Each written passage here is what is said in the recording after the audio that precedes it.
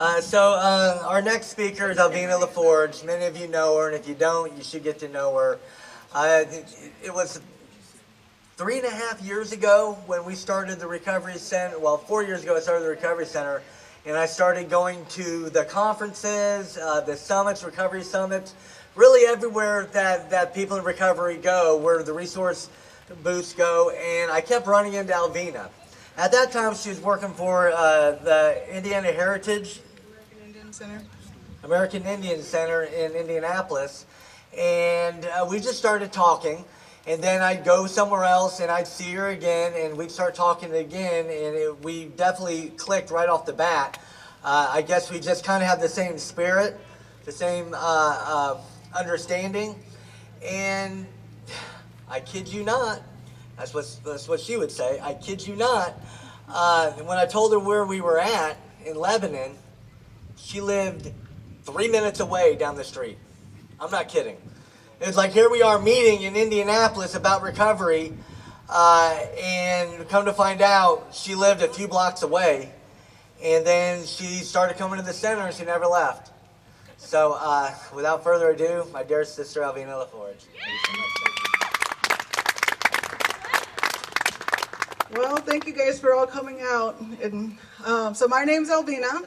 I am actually a person in long-term recovery. I got about 9.5 years in recovery. And it's so crazy that, the Lord takes you where He wants you to go and not where you want to go. So when I was in active addiction, I was actually homeless and in Lebanon. And when I got into recovery, I thought, I'm never going to go back to Lebanon. And then the Lord said, yeah, you are, Alvina.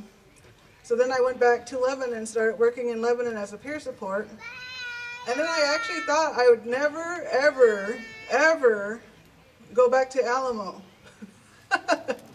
and lo and behold, here we are in Alamo. And it's so crazy because I used to live in Alamo. I used to work over here at Waveland Pub, and those weren't the very best of days that I've had.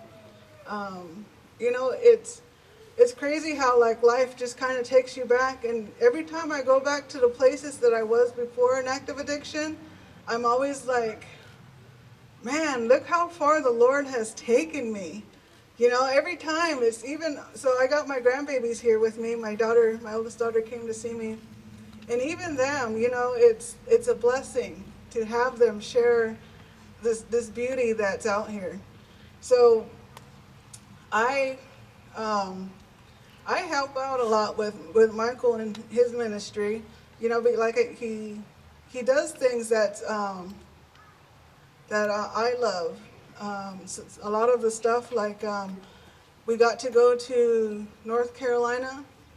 As a little missions trip. We took a lot of like generators and formula, water, chocolate pudding, and we helped with some of the, the stuff that was down there, and it was really heartbreaking, just to be in all of that, because a lot of people had lost their loved ones, and a lot of it was just, it was hometown people helping hometown people, and it was the churches that were helping people. So it was really eye-opening, and that's a lot of the stuff that we're trying to do here.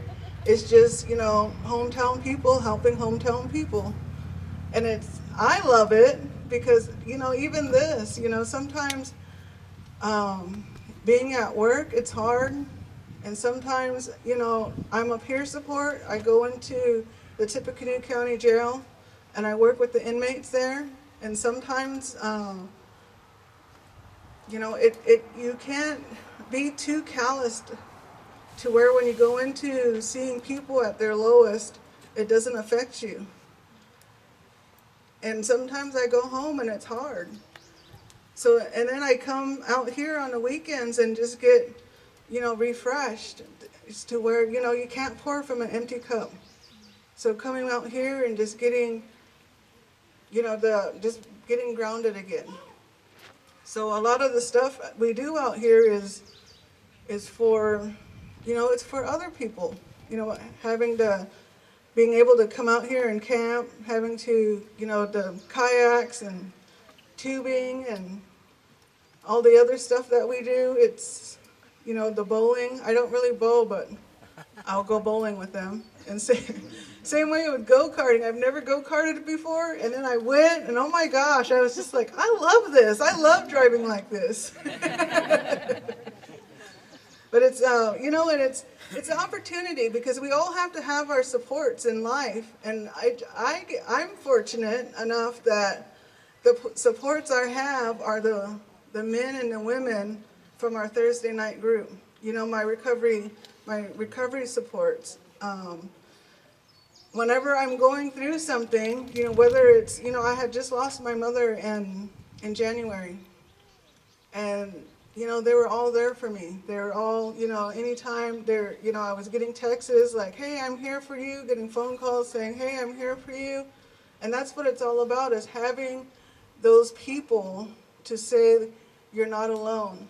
And a lot of them said, me too, because having that extra person just to sit there, we don't even have to say nothing, just sitting there, that feels good to me.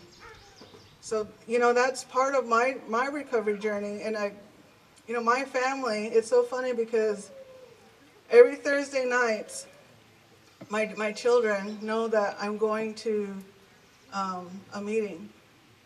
And they get their work schedules and everything because I help out and watch the grandbabies. And they will make sure that I'm going to my meeting every Thursday. And I appreciate that for them. And it's like, I don't know. I love it. But so we have, and thank you guys all for coming out. That's all I got.